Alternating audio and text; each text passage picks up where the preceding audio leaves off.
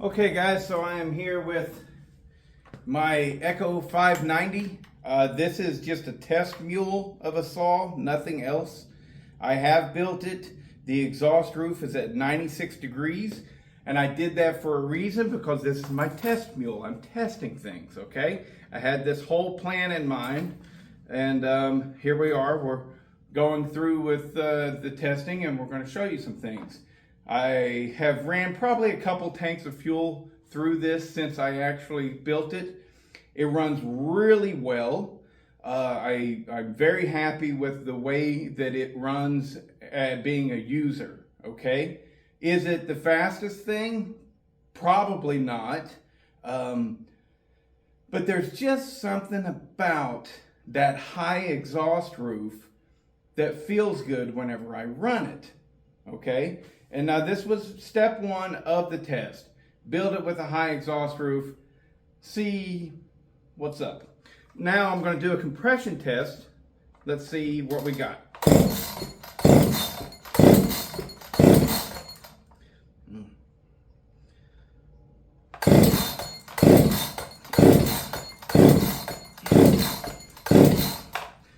All right, 10 pulls. Can you see that? We're at 120 PSI. Now, 120 PSI is very low. I've done it before whenever I did it right before this, right? Before I turned the camera on, and I got about 128 PSI, but it's low on compression.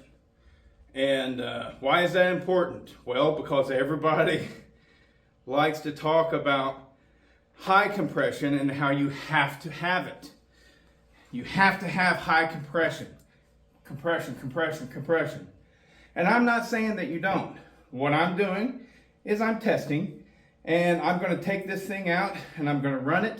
You'll see that it runs good, but it probably doesn't run exceptionally well. All right, this is all just a test. And then afterwards, I'm going to switch it out from the regular piston that it has to the a pop-up piston.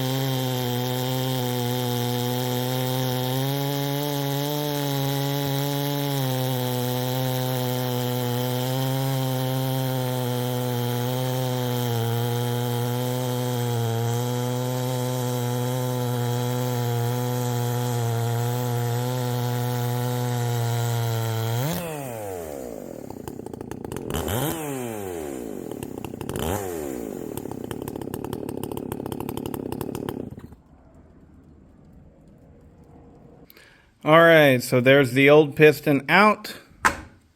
New Little Red Barn pop-up piston in. All right, now this thing has a huge pop-up on it. That is quite the pop-up. So it should increase the compression substantially, and we'll see what kind of a difference it makes. Another thing to be noted is this piston feels considerably heavier than this one. Both of them feel heavy for what they are, but this one feels quite heavy and very top heavy. And my scale, the batteries are dead, so I can't measure the difference in weight. But in a saw like this, it's a low RPM saw anyways. Hopefully we will have good results. We'll see. So Little Red Barn pistons, should you use them? Should you not use them? Well, there's nobody else that makes a pop-up for this chainsaw, so I'm using it. And I've got one currently in my Shindaiwa 600 SX, and it runs good. I've seen no bad results or anything with it. And honestly, I've never had a Little Red Barn piston explode on me or any of the stuff that people talk about. I am still leery, and if they had a Meteor or a Highway option, I would buy that, but they don't. And so I'm buying it. And honestly, I really have nothing bad to say about the Little Red Barn pistons at this point. I will say they are soft, but whatever. Let's get this thing back together. I've made no changes whatsoever in the ports. This is the cylinder. I don't remember what my transfers open up at, but knowing me, they're probably around 120.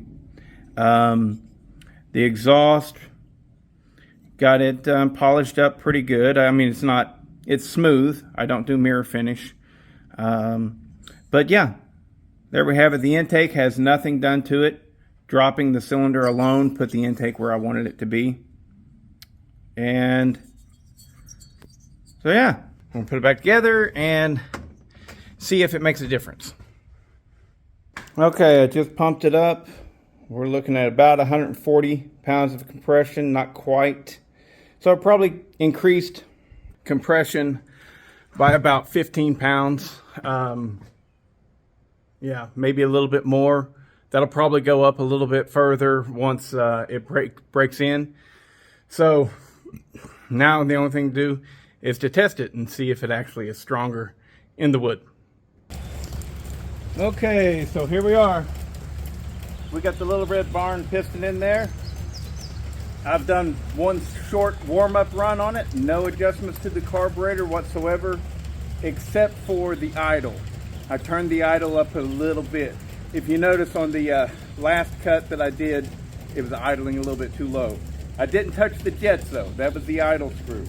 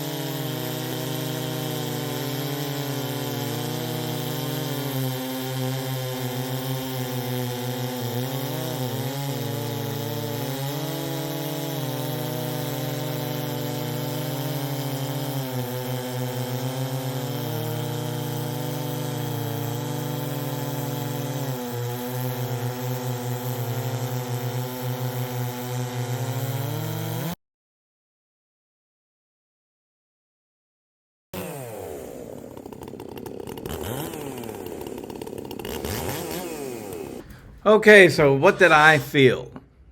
I can honestly sit here and say that I felt like it had more torque with the higher compression. That's how subjective this shit is. I can honestly tell you I felt like I had more torque. And maybe I did. But, you know, in my opinion, a 24-inch bar on a 590 or a 620 is just right. Yeah, if you needed to for a job, you go to a 27, 28, whatever they call it, you know. That's fine and dandy, but I wouldn't want to run one with that. That's me. You may feel differently. Have at it, bruv. But I like a 24-inch bar on these if I want to cut bigger wood. I don't like to go above that. And this is good, solid red oak through and through. And so this is about as big of a load as I would ever put on one of those saws. I wouldn't mill with it. I wouldn't run a 36-inch bar unless I was doing a video just for shits and giggles, you know what I mean? And which I have done. And they will pull it, barely, but they will pull it. But anyways, so even though one felt like maybe it had a little bit more torque than the other, you know, the high compression versus the low compression, did it? I did one cut with the low compression saw. I did a warm-up cut, and then I did one try.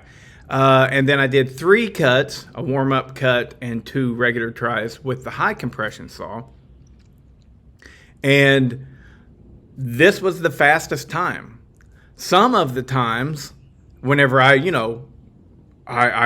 dug in a little bit harder, it slowed it down. And so it was just the low compression saw did it in like 28.26, something like that. And some of the high compression cuts were over 30 seconds. So the low compression clearly beat it in this scenario.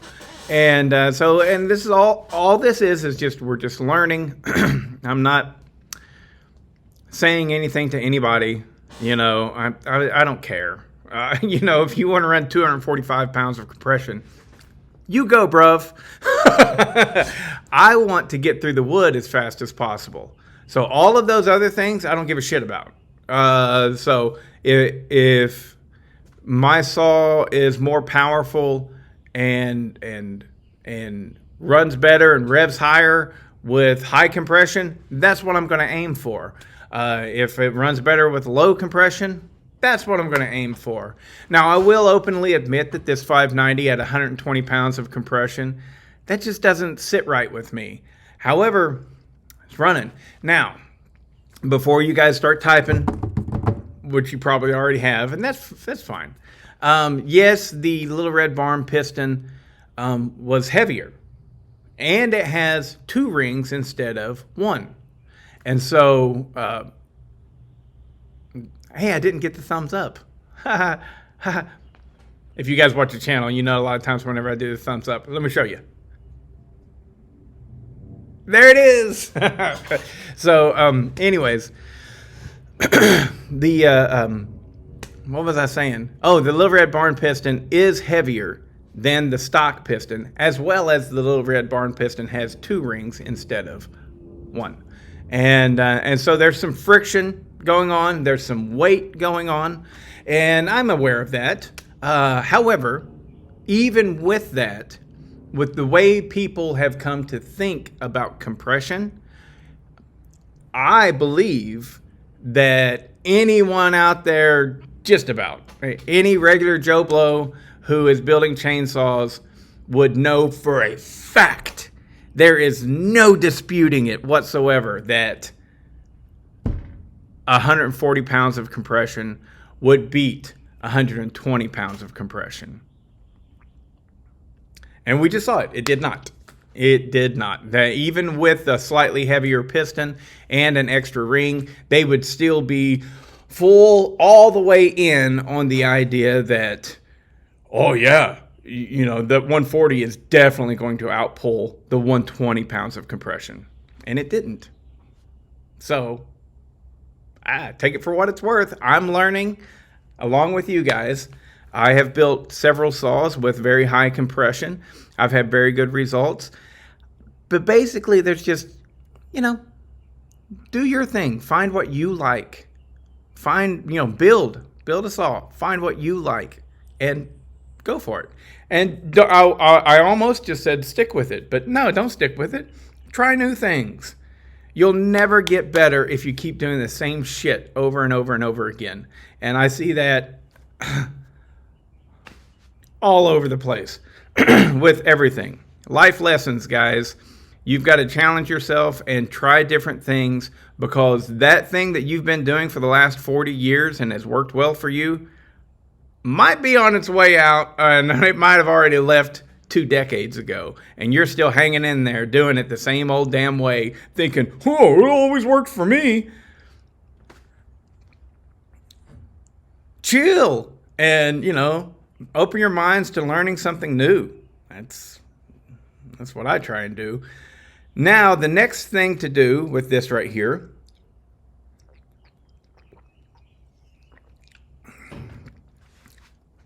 is to go higher on that compression. Now, this is a test cylinder.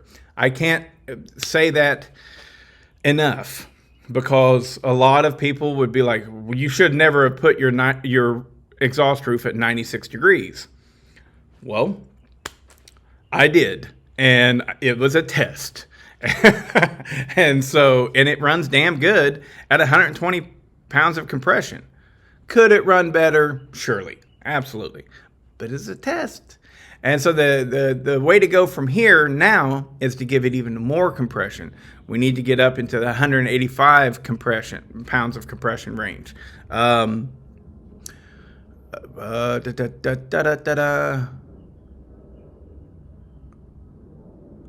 But I can't do that myself, all right? Because the way that these 590s and 620s are built, the piston skirt is not long enough. So if I was to machine that combustion chamber and then cut the base even more and lower it down further, then I would have free porting underneath my piston on the exhaust side, right? So the further you drop that down, the more apt you are to find a hole whenever your piston's at top dead center and the bottom of your exhaust port, which isn't that big of a deal. I've ran them before, and saws still run good and everything, but in an ideal world, you don't want any gap whatsoever. And so if I was to lower that cylinder further, then I would have a gap here. So the next thing to do is to weld the combustion chamber. I can't do that. If there's anybody out there who wants to be part of this learning process that we're having right here, this is just testing that, if there's anybody out there that can weld up a combustion chamber and wants to be part of this process, give me a holler, because I can't do it. I'll send you the cylinder. You can fill it in, and then we can get that compression up to 220 or something like that and see if that makes a difference, and go from there. My working theory, I've had this for probably about a year. I think I probably stumbled onto it whenever I did my Poland Pro 335, the one that I call mustard seed. It's got really high compression, and it gets hot. The cylinder head gets hot. And so I started thinking, anything above 185 pounds of compression is just a wash.